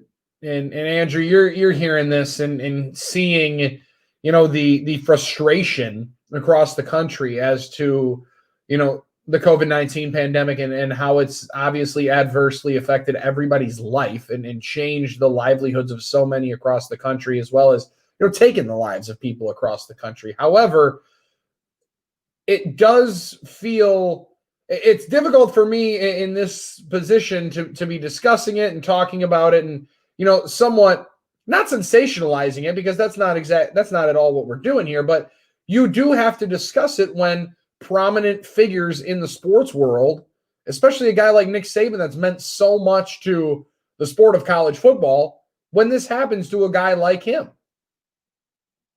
And he is the most recognizable guy in college football right now. And it definitely does.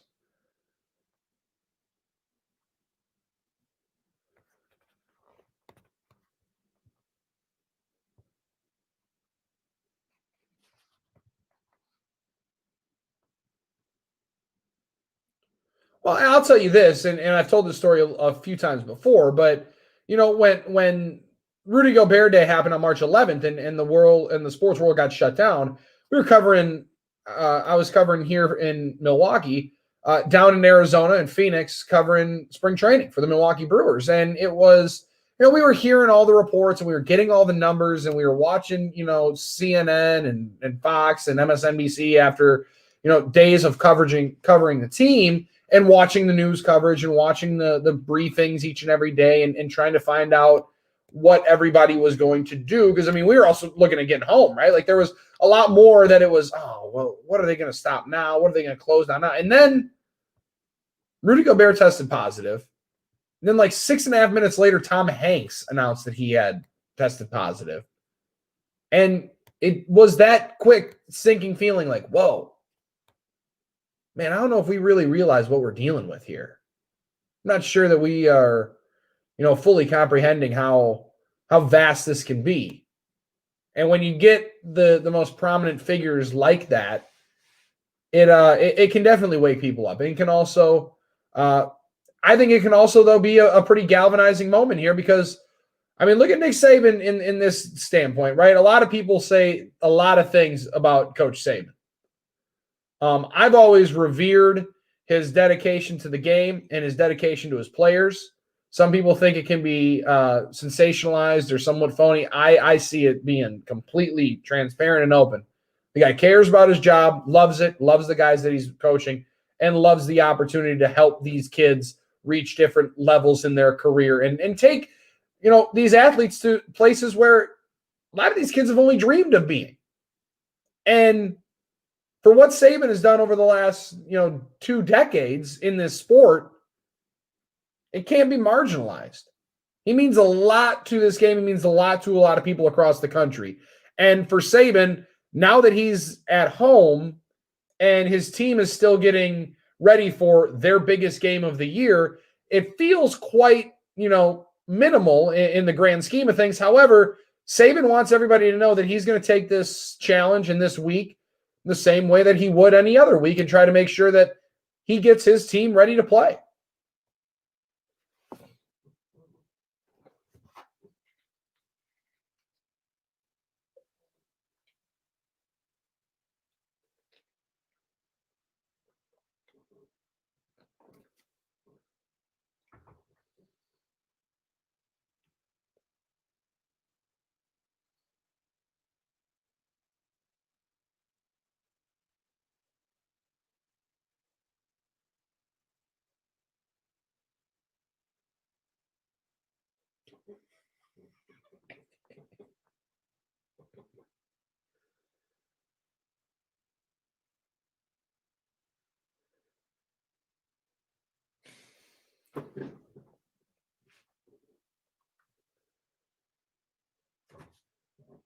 All right, now we get into this part of it.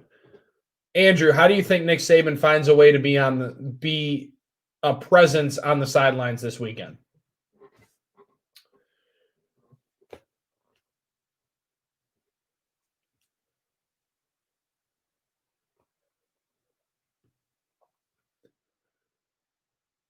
And just like an iPad is like the head and it's just him roaming around.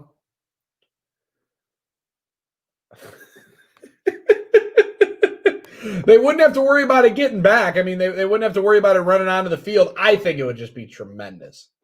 Right there. I had a manager sitting with a phone, and if I saw somebody screw up, I'd say, repeat that play again. I would give a lot of money to be that manager. Just to be the guy that was on the phone with Nick Saban the whole time and every single play. Because he's got something to say about every single snap of that practice. And you're hearing every single thing he's saying about every play of that practice.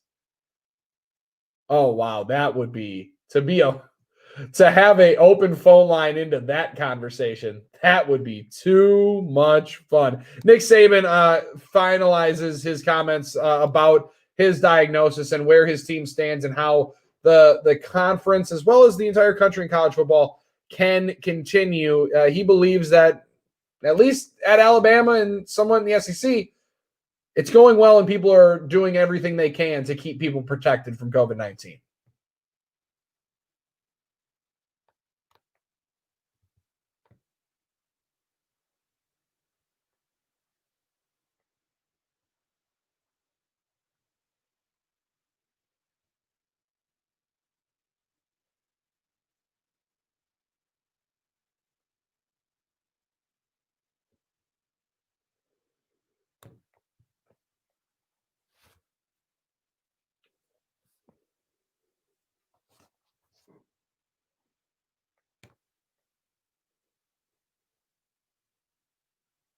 Mm-hmm.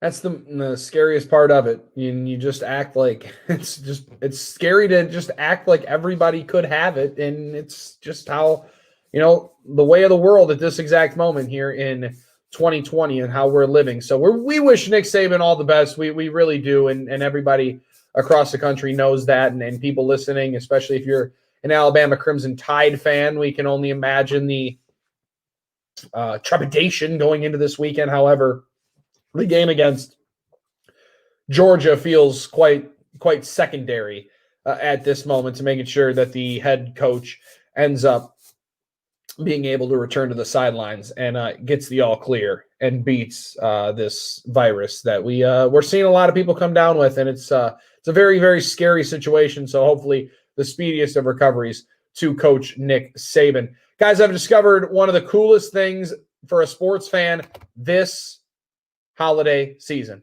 It's homefields.com. Three-dimensional replicas, illuminated three-dimensional replicas of your favorite stadiums. I got a Lambeau Field sitting right here next to me, and it is one of the sweetest designs of my sports haven that I have ever seen. The detail is impeccable. The outside ambiance that you get is electric. And then it actually is electric because you plug it in and the inside of the stadium will illuminate like there's lights on in the bowl. They got baseball stadiums, basketball, hockey, college football, pro football. Go check it out and check it out for the holiday sports fan in your life today. Homefields.com. Make sure you use the promo code SportsMap at homefields.com because when your wife or your significant other or maybe just the youngsters, because they should be getting you a gift too, looking for something to get you, go to homefields.com and, if it is the youngster, give them the permission to go on the internet and go check out homefields.com. Use the promo code SportsMap when ordering to make sure you tell them that we sent you, and it'll be worth your while. You will love what you get at homefields.com. People still, is that still a warning, Andrew? Do you know where you have to ask parental consent to go on the internet? You remember it growing up? Hey, ask for parental consent before going on the internet.